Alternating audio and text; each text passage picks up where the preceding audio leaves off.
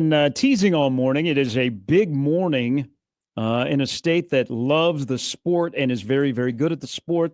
LOVB is rebranded right here in Omaha. It is now LOVB Nebraska. And anytime you have Jordan Larson and Kirsten Bernthal Booth involved, that is a good thing. And Coach Booth joins us now on the Prairie Flower Casino Zone hotline. Good morning. How are you? I'm great. Beautiful day outside. Oh. Birds are singing. Oh, hey, what's it? And for people that know you well, 22 years as the head coach, national power. And now, did you have a normal summer? What was it like to have a normal summer? Oh my goodness. It was, yeah. I didn't know how the common folk live. I mean, I had weekends. I went on a couple trips. Whoa. Yeah, it was transformational. And I mean, I will say, I've told my coaching friends, I liked camps, but I didn't miss running camps all summer. And I didn't miss being on the road recruiting. So I am missing what's going on right now, which is in the gym with the team. Like, I loved that. But no, it was a delightful summer. Thanks for asking. You can hear it in your voice, like the relief and happiness of having like time off and being able to do things. I'm so happy for you. I got to ask, do you have you felt like there's an itch at all to get back? Has that itch grown, or are you kind of like, you know what, I've done it, I feel good? Do you think if you don't have an itch now that maybe it will creep back in? How's that kind of dynamic been? Because you did it for so long, and now just all of a sudden it's, you're no longer coaching. Yeah, I don't know. I mean, I'm going to be honest. I've been good so far. I think when I'm going to be at the Penn State Creighton game at the first serve in Lincoln. Like, I think that will be hard. I am going to help out with my daughter's high school team at Elkhorn North, so I'm hoping to fill a little void there. But I will say I've always loved, I was that coach that was in the marketing office saying, what are we doing? In the ticketing office, what promos, so I have enjoyed that. And so I mean, my master's was in athletic administration. I thought I'd move into admin way younger than I did. So, I think these are things that I've always thought I would enjoy. And so far I really have. Former Creighton volleyball coach Kirsten Bernthal Booth joining us now, president of business operations for League One Volleyball. One more on Creighton, because your assistant, who has been next to you for the last couple of years, Brian Rosen, takes over. How will you balance, like, being an ear for him if things come up, or players that you recruited and have developed a relationship with, and then looking and going, God, that's Creighton, that's my program, to also being like a fan? Like, how do you think you'll balance that as this season unfolds? Well, I really want to try to do it well. And regardless of how I'm emotionally feeling, I want Brian to know that and Angie and, the whole staff to know I'm a phone call away. They know I like to give my opinion, so I will always be up for that, but I never want to be overstepping. And if a player reaches out, my intent will always be, I'm not going to be that person that you just call to complain to, right? Like, it would be a proactive convo to try to help the program, help the kid, of course, but, handle it in the appropriate way to advance the team, just as I would have as the head coach. So it is going to be hard, but you do hear horror stories of the coach before you destroying the next coach. And I really, really want to work passionately to, and that's not only helping like on the court and with the team, but with fundraising and all those different things, so that, I care a lot about those young women on the team, the future of the program, the institution. So that's a big priority for me. All right. So a selfish thing here, because I'm a huge fan of both of you. You do know that this is going to be really, really odd this year, that you're not on the sidelines for Creighton and John's not on the sidelines for Nebraska. Yeah. I would say this, both programs hired well. And I think both programs are going to move forward from our departure. Obviously Coach Cook is amazing, but Danny's amazing. And so that program will not skip a beat. I mean, you look at both teams, and obviously Brian's fantastic. He was who I wanted to get the job. And neither program lost a kid to the portal. That's awesome. Unheard of right now. So I think that tells you about the culture of the program, the commitment of the players to each other and the team, but also, in our case, Brian was already there, and in Danny's case, the reputation as a former player and all, the whole staff staying, that there was some continuity. And I think nowadays you're going to see that.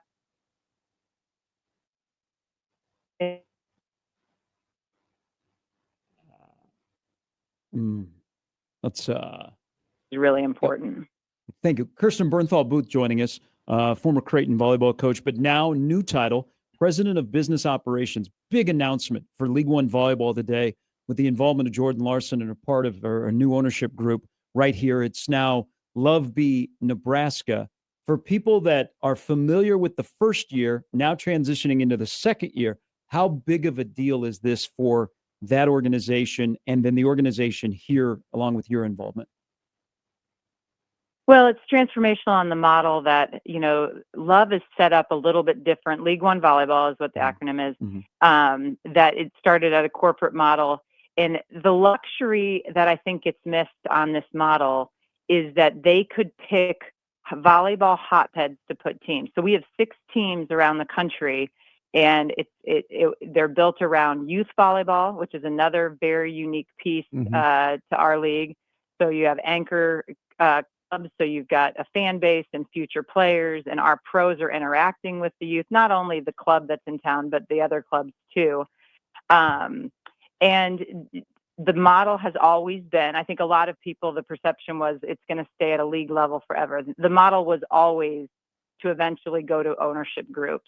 Obviously, Austin went, David Blitzer, who owns the Spurs, just, purchased the Austin group, a couple months ago.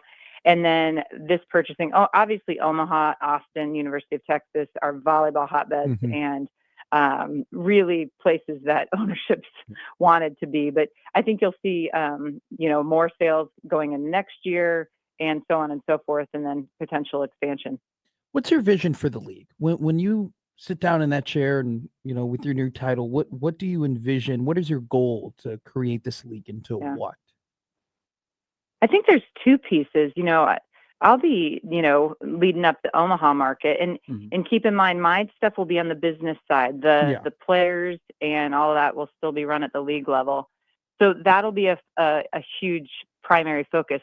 But I think the thing, we were just on a call with the Austin group, the other big focus is we have to be focused on building the league. So we need to be sharing, because Omaha can be great, but if not everybody else is great, the league does not make it. And that's why I selected Love, because I feel like the model is set up that we want that all the teams can be successful, because you can't play in front of a huge crowd here in Omaha because we are a hotbed and then not be drawing other places in the country. So I think our model sets us up, again, being in volleyball hotbeds. There's a team in Madison, again, University of Wisconsin, Salt Lake, so there's some places, Austin, that are known for volleyball, and that's a really big priority from the leadership as they pick future cities. Is the result of, and we have 2 really, if you're a volleyball fan in this city, you are spoiled, because you get Creighton and you get Nebraska and you get Omaha, and then you get 2 professional leagues.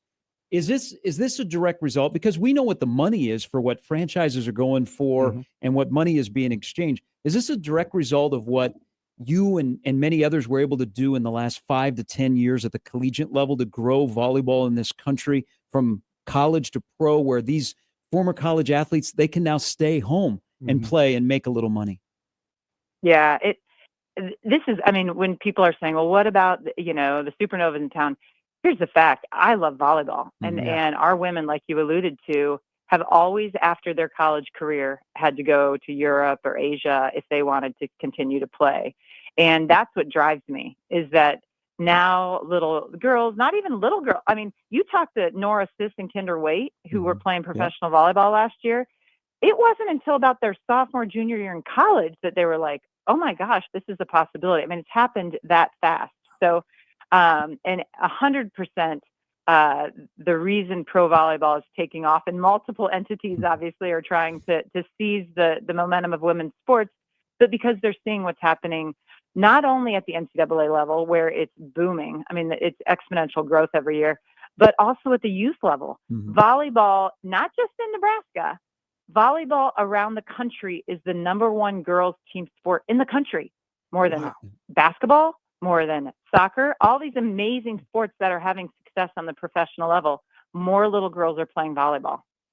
You know, you talk about putting your teams in hotbeds, right? And you talked about Austin and Omaha and Madison, and they all have obviously residual effects of fans of volleyball because of the college teams that are there.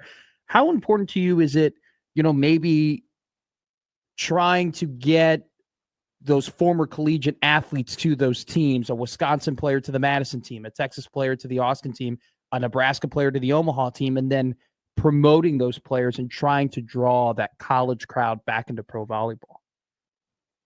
Well, you can come work for us because you just nailed the business plan. So. I'll take it. I'm kidding. I do think that's, again, unique to our league because, you know, if you're in a franchise model, you're just going after trying to get the best players. With a league model, those things do take that into consideration. So if a University of Wisconsin star graduates, the first place they're going to think is, Madison seems like a likely place. Now, parity in the league, if you look at our league last year, I don't remember the numbers, but a huge percentage went 5 sets. So obviously parity is very important. People want to see competitive matches. But yes, I mean, you can imagine I'm going to be calling people and saying, hey, we need these Nebraska players. We need these Creighton players. Yeah. If they're good enough to play in the league, we need them here in Omaha. Absolutely. And anytime you can have Jordan Larson and Kirsten Bernthal Booth's name attached is a good thing. Can you put in context, because we know Jordan and we've seen her from afar, from high school all the way through her Nebraska career and now an incredible international career. And she played last year, and she did say this morning that she will be back as she has the ownership, but she's also going to be a player. KBB, can you put into context, when you're 38 years old and you've played as much volleyball as she has had, to still be able to do that at a fairly high level, how difficult that is and what she's still doing? Yeah, the 20-year-olds don't understand, but if you've passed 40, everyone understands what a remarkable task that is. Jordan, you know, gosh, it's almost hard to start talking about what Jordan has accomplished. But I think the things that, you know, the little kids need to understand, not that little kids are totally locked into this stuff, but Jordan, how she eats, how she continues to work out, you know, her body is her instrument, right? So it's a really good example of someone that has committed fully to being great. And I mean, how exciting for me to get to work alongside Jordan and so many other amazing players. You know, it's interesting. You were the moderator at the DJ's Heroes Dinner or luncheon rather, a couple of months ago. And you talked about how because you're not coaching, you were doing some different things and having different experiences that you weren't able to have before, you know, when you were a coach. I was wondering, during the time of no longer being the head coach of Creighton to now having this role, what are some of the different things that you kind of dipped your foot in that you did? And maybe what are some of the lessons you might have learned from different experiences that you've had leading up to this? Well, I haven't been out all that long, so I can't say. Sure. I will say this, you know, things that I'm chewing on, maybe speaking a little bit more. You know, I've obviously I've learned a lot, and I feel like Creighton was running, you know, a small startup, and you know, getting back into that, and you know, I wasn't prepared for it. I didn't know what I was getting into, and kind of how I navigated that. So I'm interested in that. Really, I'm going to be maybe coaching some one-off teams occasionally. If it, you know, be through USA Volleyball or, you know, other entities. I've had some people reach out, so I'm chewing on those things. But I don't know. The other thing I'm going to do is go watch my daughter in college some, and go watch my daughter in high school, and hopefully be around a little bit more. So, but the other thing that I always say is I love to work. I mean, I'm wired to work. And now I work at home, so that's even worse because every night I'm like, I really want to go get on my computer and work. But so it'll be a balance for me. I'm not ready to not, you know, just pound the pavement and work really hard. But hopefully there'll be some balance in that. One quick question here, and this is from a listener because they're curious with Nora Sis and Ava Martin just competing at the international level, Lexi Rodriguez as well. What does it take to make the 28 Olympic team for the USA women's volleyball? And does Coach Booth believe that we might have a local flavor?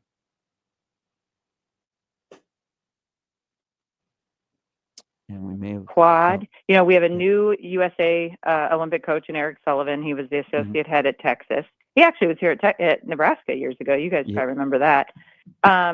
Right now, there are lots of players in the funnel. And Nora and Ava have not been in it too much as far as that top tier. Jaylee Winters has been in it some. I wouldn't be surprised if you saw Nora in it. I mean, Lexi's in it. She's been at VNL. So I am not a pro when it comes to understanding all the nuances of professional volleyball. But I do know right now they've got a huge group of women that they are considering. And maybe huge, might be 40 or 50. And they'll take them to different tournaments and it'll just start to whittle down. And do I think it'll have some local flavor? I mean, you look at how dominant some of the programs are in Nebraska. I think there's a decent chance of that for sure. Well, Nora and Ava really look good playing in the Pan Am game. So that's kudos to you. Well, not kudos to me, but they had a great time and man, they're just, I mean, the luxury that I have had almost my entire career is the players that you saw on the court as incredible players and good they were really wonderful people to just get to know as humans. I was actually texting with Nora yesterday. It was her birthday. So it's fun to see all these people have success and have the opportunity after college. Well, fantastic. It's always great to talk with you. I'm glad that you get to be more of a full-time mom, but still get to be involved in volleyball where people can benefit from your involvement as always. So we appreciate it and anything we can do for you. And of course, now love Nebraska. We're always here for you, Coach. Thanks so much, guys. Appreciate it. Thanks, Coach. That's Kirsten Bernthal Booth, former Creighton coach, who now is the Director of Business Operations. LOVB went from LOVB Omaha. Now they are LOVB Nebraska.